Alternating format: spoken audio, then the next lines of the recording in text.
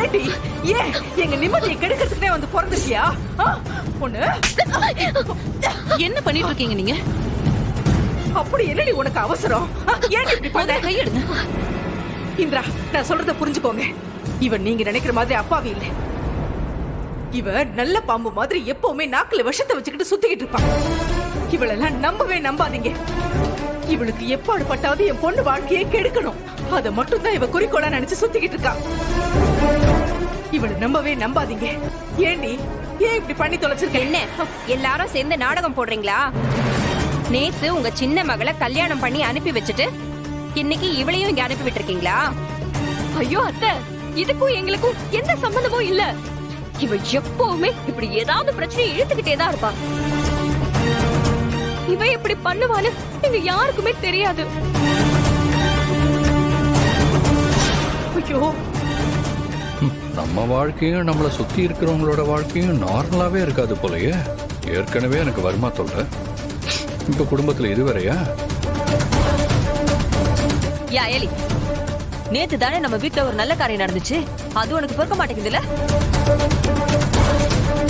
இந்த பேச்செல்லாம் உங்க வீட்டுக்கு போய் பேசிக்கங்க. முதல்ல இவங்களை கூட்டிகிட்டு கிளம்புங்க. ஏய், ஏண்டி இப்படி எங்க மானத்தை வாங்குற? ஒண்ணு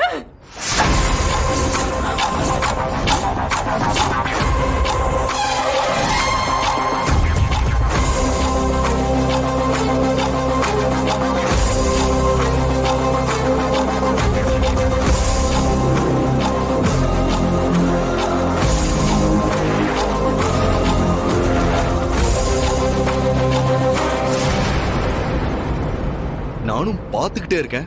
ஆனா உன கையை நீட்டிட்டே இருக்கீங்க.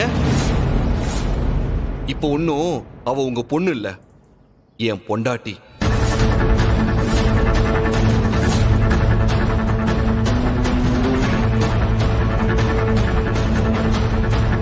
இன்னொரு தடவை அவ மேல உங்க கை பட்டுச்சு, அவளோட சித்தினும் பார்க்க மாட்டேன், யாருன்னு பார்க்க மாட்டேன்.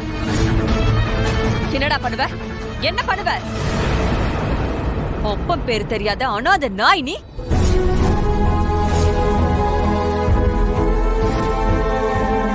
நீ எல்லாம் எங்களுக்கு சரிக்கு சமமா நின்னு பேசிட்டு இருக்கியா? இதுக்குதான் நல்லவ வேஷம் போட்டுக்கிட்டு வந்து எங்க வீட்டுல வந்து பழகுனியா?